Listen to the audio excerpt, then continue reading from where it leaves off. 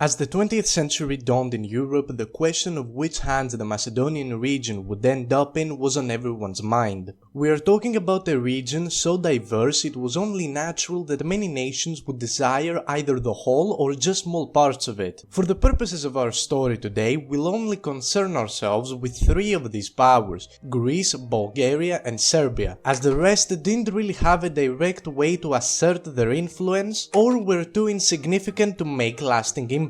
Arguably, out of these three powers, the Bulgarians committed the most in securing the region for themselves. The area was at the heart of their ambitions ever since the very beginning, when the Treaty of San Stefano was invalidated and they lost all they could have ever had. Thus, after uniting with Eastern Rumelia in 1885, in 1893 they founded the Internal Macedonian Revolutionary Organization, or IMRO for short, whose sole goal was to achieve independence for Macedonia under Bulgarian aligned government. Furthermore, in 1872, without the blessing of the Patriarch of Constantinople and with support from the Ottomans, an independent Bulgarian Orthodox Church was established, which was known as the Bulgarian Exarchate. In Macedonia especially, this became a big deal, as the Turks would allow the Exarchate to assert religious control over cities and villages whose populations were at least 2/3 in favor of said arrangement. This effectively split the population of the region into two: those who attended the Exarchate liturgy in Church Slavonic, making them Bulgarians, and those who attended the Patriarchist liturgy in Greek, making them ethnic Greeks. All of this, of course, was done under serious controversy by the other Balkan powers, and, importantly for the scenario, Greece, a country which saw Macedonia as rightfully theirs. But despite that, until 1881, their foreign policy was uncharacteristically ignorant of the Macedonian realm and its people. This was simply because they were far more concerned with taking Thessaly from the Ottomans, something achieved in the Convention of Constantinople of the same year. Even then, however, the Greeks were unable to do much, as in 1897 they preemptively entered into a short war with the Ottomans, turning out to be a major defeat. Because of this, the country was afraid to try anything too radical to challenge Turkish control over Macedonia, fearing the outbreak of another war. Yet, even without official support from Athens, the revolutionaries took matters into their own hands, and in 1900 the Hellenic Macedonian Committee was created. This could basically be described as the Greek version of the IMRO and the military enforcement of the Patriarch of Constantinople's control over Macedonia, something that was increasingly challenged by the Bulgarian Exarchate. Still, while hostilities were increasing, things didn't start boiling over until July 1903, when the IMRO, with support from other Bulgarian organizations, launched the Ilindin Preobrazhenia uprising in the Manastir Vilayet. Of course, to gather sympathy from all powers involved, it was initially framed as a pan-Christian revolution, though in actuality their intentions remained pretty clear. While the uprising itself was crushed by the Ottomans in less than 2 weeks, mostly due to being rural and quite unorganized, underground resistance persisted for well over 2 months. In Bulgaria, this was seen as a massive success despite ultimately resulting in failure. In Greece, however, this further encouraged the Greek committee to increase their operations in Macedonia, fearing that the alternative was for it to fall under Bulgarian hands. Meanwhile, in the north, Serbia was also trying to get involved by founding their own organization known as the Chetniks. Thus, at this point, most historians place the start of the Macedonian struggle. What the struggle was could best be described as a pseudo-proxy war between Bulgaria, Greece and Serbia. No actual front lines existed, though the different organizations found themselves in many clashes against each other as well as against Turkish forces. Examples range from the Battle of Zrnovo in 1905, where the Greek partisans found themselves against the Bulgarian militia and won, to the Battle of Lake Prespa in 1908, when the Greeks successfully defeated both the Bulgarians and the Turks, cementing their influence over the area. Of course, while while I do call these engagements battles for the sake of simplicity, these could be better viewed as ambushes and minor skirmishes, mostly due to the guerrillian nature of this conflict. After all, it is important to note that everything happened inside of Ottoman-controlled land. On top of that, the struggle itself was also about securing the loyalty of the Macedonian Slavs, most of whom, prior to the 20th century, didn't even hold any national identity. To take advantage of this, Bulgaria would fund the creation of Slavic-speaking schools which would promote the Bulgarian identity, while churches that belonged to the Exarchate would preach in Church Slavonic, gathering sympathy from certain populations. That being said, in these attempts, both sides resorted to dirty measures as to secure their goals. The IMRO was known for raiding villages and forcing the locals to profess a Bulgarian identity, even if they didn't really believe in one. That way, population consensuses would show more Bulgarians in the region than they really were. As for the Greeks, to attempt to make more Slavs attend the Patriarchist liturgy, and by extension making them Greek, they would murder Bulgarian clergy and replace it with their own. This further drove a drift between the Macedonians, who were actively encouraged to pick a side as to not be targeted by both organizations. Overall, this conflict was a mess of interest and not something that would be definitively classified as a war. The end of the struggle came abruptly in 1908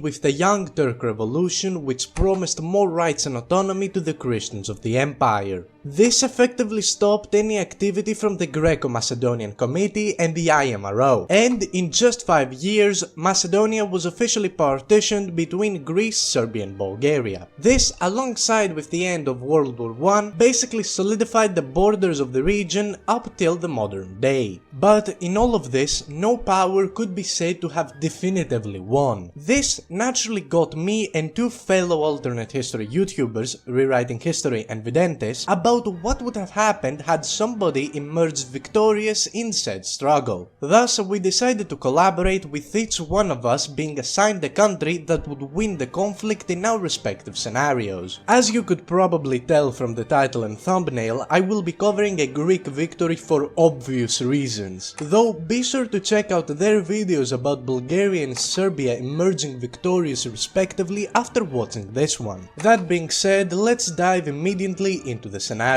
Out of all the countries mentioned here, historically Greece could be said to have benefited the most. In the 4-year period between 1904 and 1908, the Greco-Macedonian Committee, with parallel help from the Chetniks in the north, had almost completely managed to neutralize the Bulgarian IMRO. This had put Greece in the best position to benefit from the rapid decline of the Ottoman Empire. When the Balkan Wars eventually kickstarted, the Greeks secured pretty much everything they wanted, with the exception of the city of Manastir, today known as Bitola, and the town of Gevgelia. The thing is, while these cities had some Slavophone populations loyal to Constantinople, most of the residents were either Muslim or Bulgarian exarchists. On top of that, out of all the cities in Macedonia, by far the most important one, Salonika, ended up falling under Greek control, with the Bulgarian army arriving literal days short of the Greek capture. All of this is to say that Greece was in an already amazing position in our timeline. Because of this, for the purposes of this video, and to also follow in line with the others in the collab, to have Greece win the Macedonian struggle, I'll make them take over the entire geographical region as the Turks defined it, from Tetovo and Skopje in the north all the way to Kavala and Drama in the south, something that would prove to be way more difficult.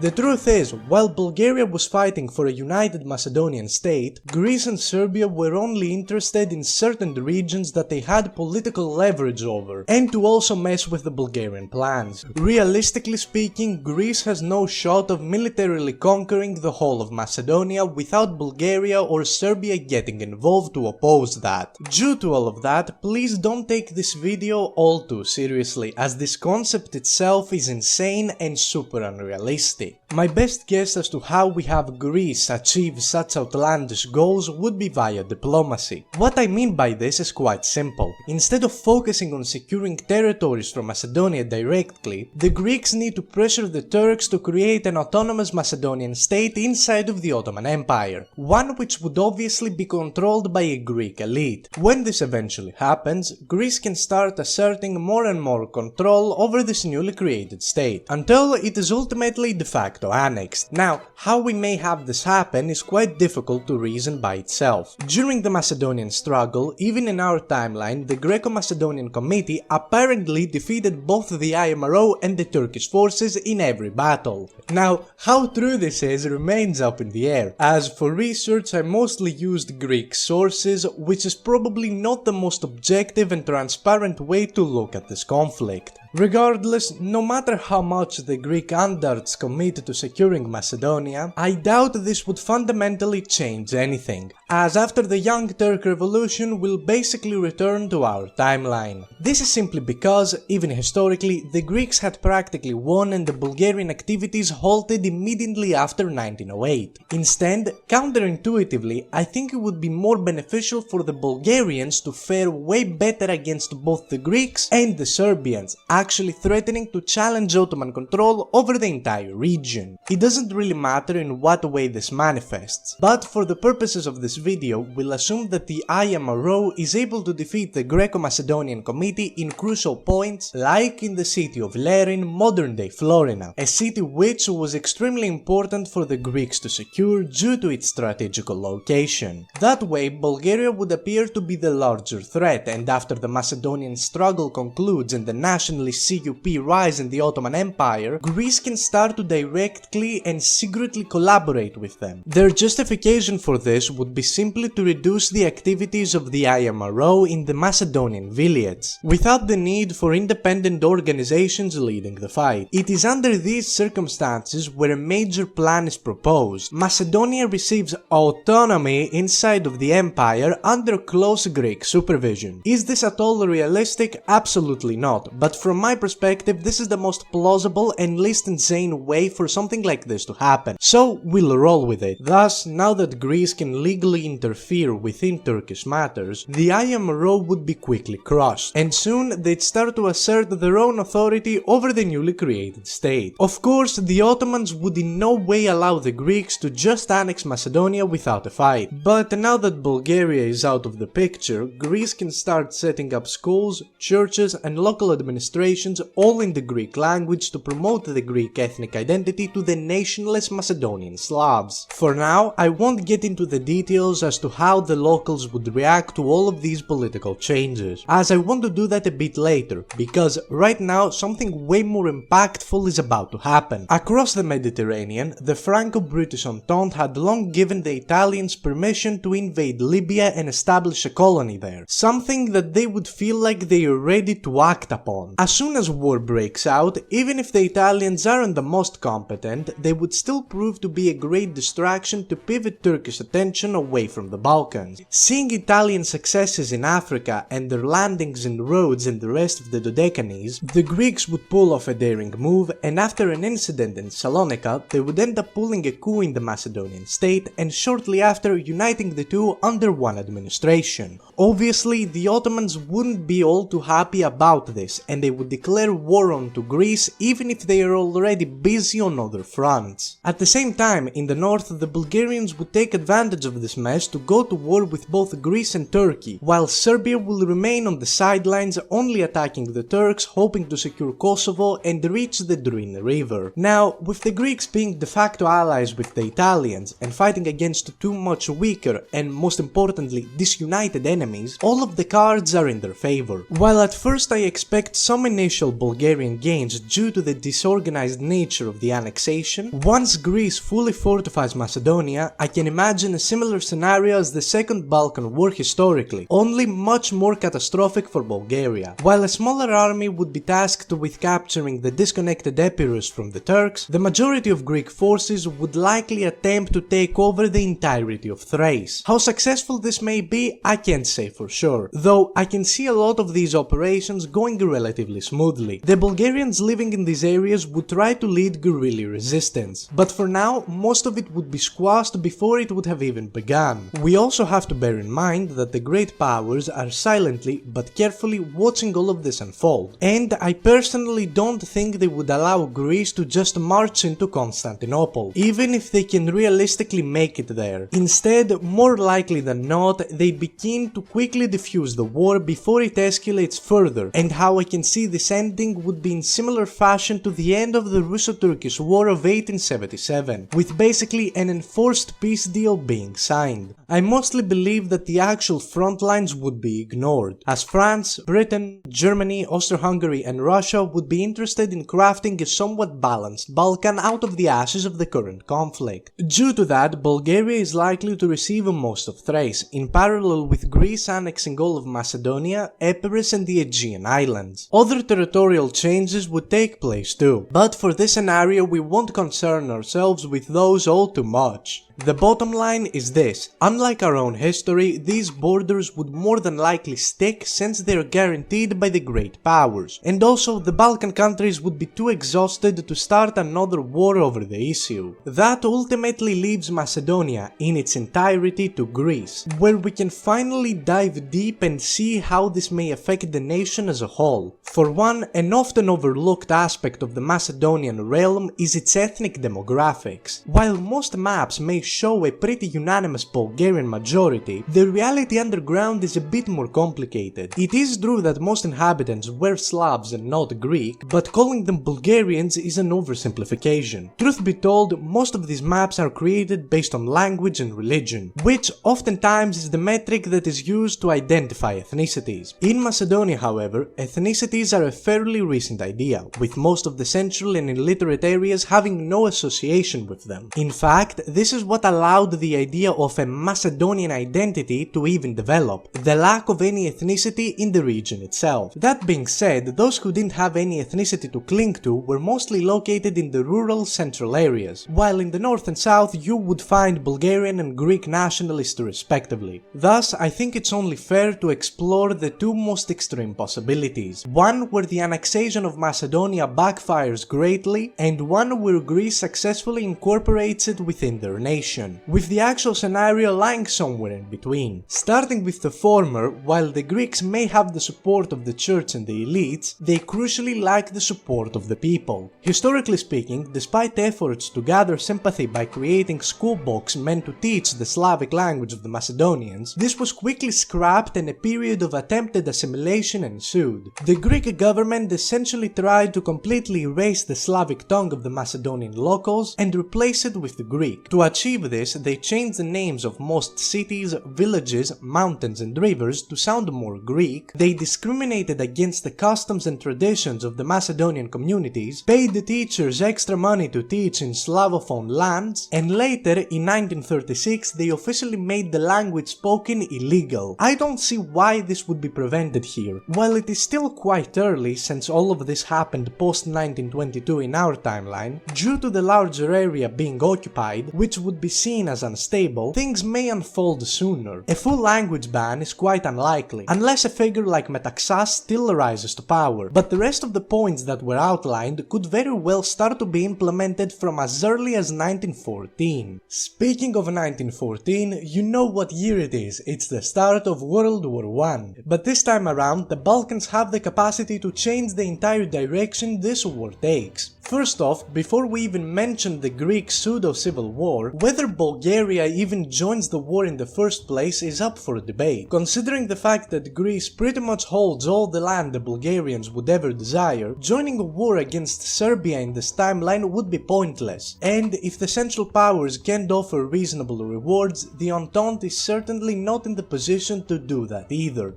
Bulgaria is generally surrounded by nations it barely has any conflicts with the exception situation of Greece, which at the moment is staying neutral. Thus, it's completely possible that Bulgaria remains neutral, meaning that Serbia will continue to stand against the Austro-Hungarians, something that would become important later. At the same time, as always, the Greeks would be having a national schism whether to support Venizelos, who wanted to join the Entente, or King Constantine, who wanted to remain neutral. Simply put, this struggle would mirror our own timeline to a great extent, as Greece would have a lot to gain from a collapsing Ottoman state, whilst a lot of people would be disinterested in joining yet another bloody war. However, in this scenario, I believe the schism wouldn't have time to resolve itself, as World War I is about to end much faster than our timeline. In the north, Russia, being pushed back by a flooding force of German soldiers, would, just like historically, try a risky move by launching the Brusilov offensive against Austro-Hungary. Even in our timeline, this was seen as a great success that greatly boosted Entente morale. Its original goal was supposed to be to halt German advances in Verdun, making them transfer resources to the east, but it soon spiraled to much more than that. Austria-Hungary was paralyzed, and from that point on it could be said that they had de facto turned into a military puppet of the German Empire. Then, for this scenario, I expect the successes to be even higher, potentially even managing to break the Austrian Empire and forcing a preemptive end to the conflict itself. With Serbia still standing in the south, once the line in Galicia breaks and Romania attacks in Transylvania,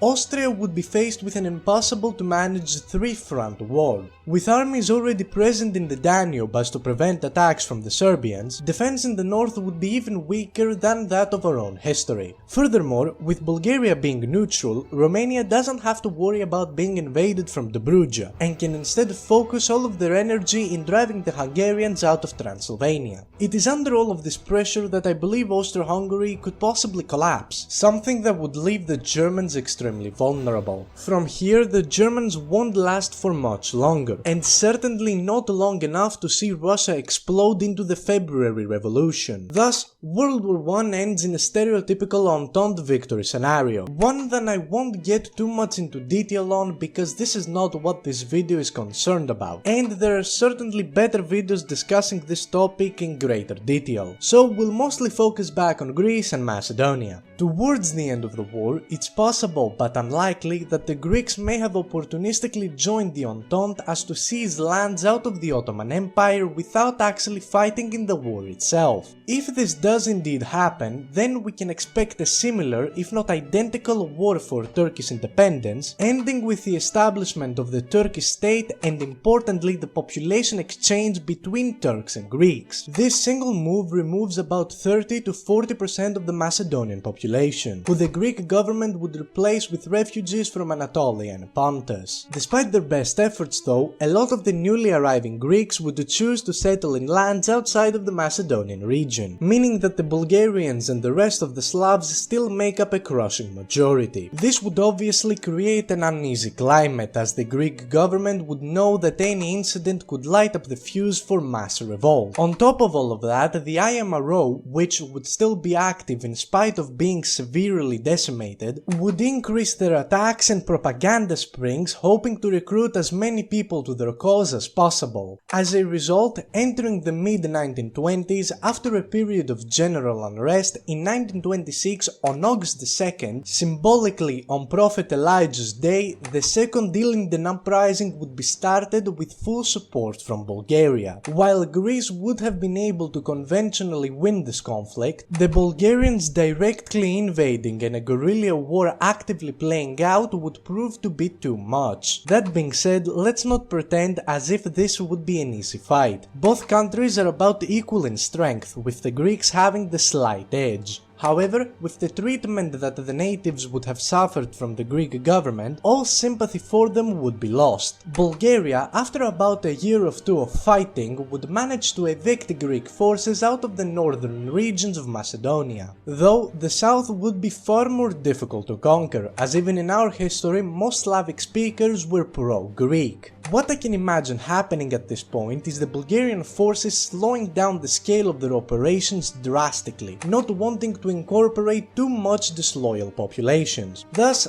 the war would gradually come to a halt with pressure from the great powers, and a peace deal would possibly be signed in mid-1928. Most of Macedonia would be lost as the Greeks lose the one territory they fought so hardly to obtain. On top of that, because of the way the scenario is set up, Bulgaria would become a powerful and motivating force behind the Macedonian people, meaning that the Macedonian nation possibly doesn't even develop, and fears of a counter-revolution threatening to undo the status quo would be non-existent. In general, both countries end up significantly more devastated due to much longer and direct conflicts, and due to the atrocities being committed from both sides. Bulgaria holds the long-term advantage, controlling far more valuable territory, while Greece would fall even further behind than it was historically, with regimes such as the one of Metaxas being far more likely to rise. Whether the Greeks or the Bulgarians from here end up fighting another war remains to be seen, but one thing is for certain: maybe trying to take over the entirety of a geographical territory that in large majority doesn't really want you is probably not a good idea. But of course, I promised a positive outcome for last, which I believe to be more realistic for several reasons. Firstly, in contrast to our timeline, Greece would very knowingly attempt to integrate a majority Slavic-speaking and, in many cases, non-Greek area into their own nation. Due to this, I believe that the oppression of the language and customs we saw historically is likely not going to happen here, as it would be stupid to expect all of these people to start magically speaking Greek and holding Greek traditions. As mentioned earlier, originally the plan was indeed to standardize education in Slavo-Macedonian, whilst introducing Greek into the school curriculum as to make them more open to the idea that Greece is a liberator and not the oppressor. This, in our timeline, was attempted in a time when at most 4 or 5 provinces had Slavic populations. With just how much more Greece controls now, by far the majority of Macedonia would indeed not speak Greek. Thus, it's fair to assume that this plan actually does get implemented. Plus,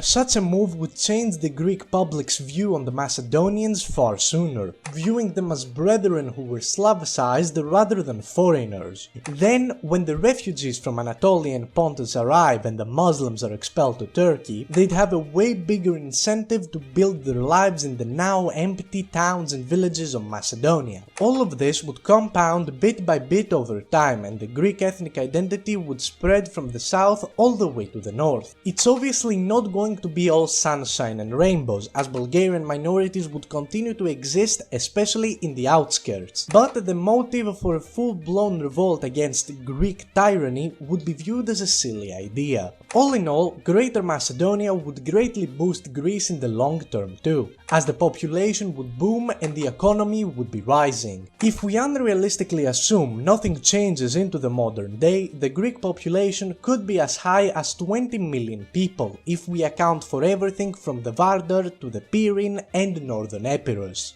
Economy-wise, the country could also have at least 1/3 of its current GDP more than what it has in our timeline, if the newly acquired regions follow a similar trajectory as modern-day Greek Macedonia. From here, predicting specific details becomes shaky, as with the lack of a drawn-out World War I and the presence of a complete Entente victory, I'd pretty much have to analyze the entirety of Europe to continue the scenario. Thus here, because the video is also already getting too long, I'm going to leave the scenario. Thank you so much for watching. If you enjoyed the content, be sure to leave a like, subscribe, comment below what you thought of the video, and don't forget to check out Rewriting Histories and Videntis' takes on this scenario. In the case this video gets 3000 likes, I will consider making a part 2. It has been me, just a Greek historian, signing out. Tot ziens, and have a great rest of your day.